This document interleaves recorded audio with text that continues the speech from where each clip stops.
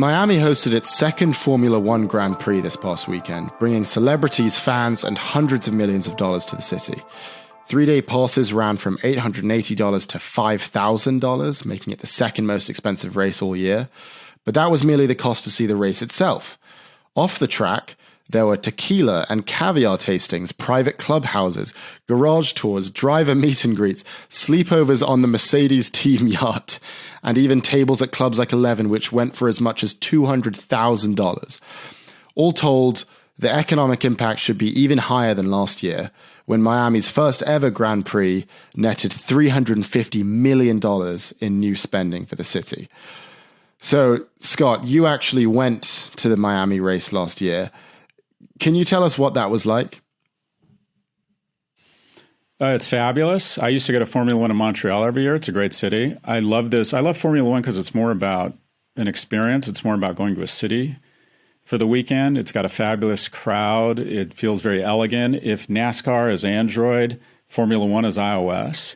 They've done an amazing job marketing it and getting celebrities and getting shows on Netflix about it. It's a brilliantly run company. Greg Maffei has done an amazing job with it.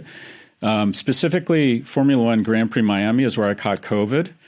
I went to a pop-up party hosted by Carbone, a fabulous restaurant, and Wyclef John, is that his name? Wyclef was playing there, and there was 700 people crowded in a space, ridiculously hot people in a tent with no ventilation in the midst of COVID. And I literally thought to myself, I had two thoughts. The first is I'm getting COVID tonight, and the second is it's worth it. That's how good a party it was. So look, Formula One's bringing together a lot of attributes around leveraging new medium platforms for cross-promotion, celebrities, and experience that breaches beyond the 3 or 4 hours that you're at the event.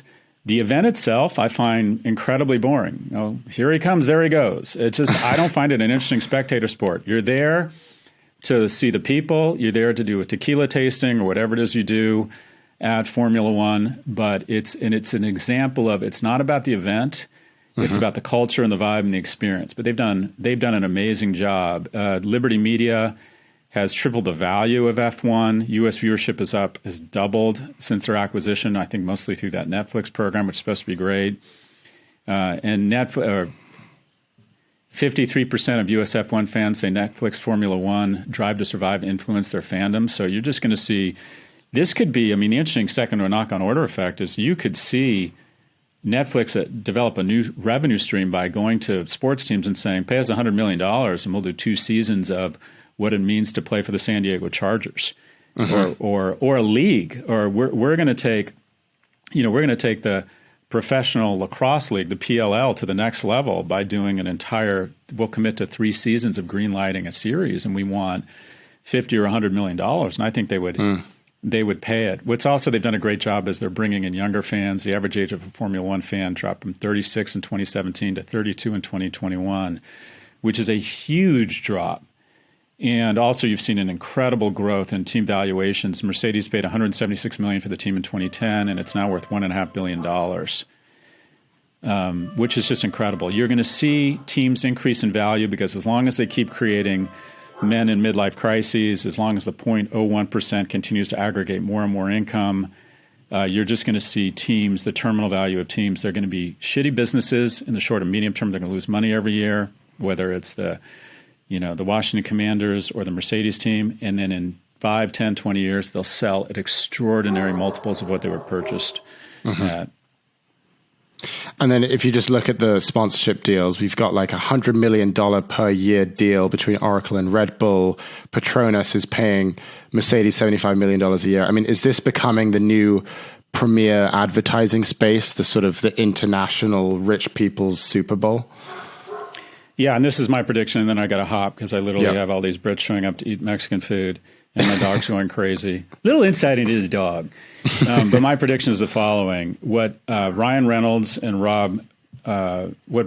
did at Wrexham, what F1 is doing with Netflix, you're going to start to see that everywhere. You're going to start to see big media companies, celebrities, and streaming companies come together to build. It'll be Tom Cruise plus Disney Plus, buy the Anaheim Ducks or whatever it is, or buy a league And you're going to see medium-sized leagues. So much money is coming into leagues because the bottom line is there's very few events that leverage the emotion, the income inequality, the emotional tribalism of the human species, the ability to find a new revenue stream for media companies, and recognize that kind of increase in shareholder value. We're about to see Wrexham, or what's happened at Wrexham, times 10 across leagues all over the world, including a professor with erectile dysfunction who is the new owner of Rangers, one of the strongest brands to come out of Scotland since Pringle and some famous Scotch brand.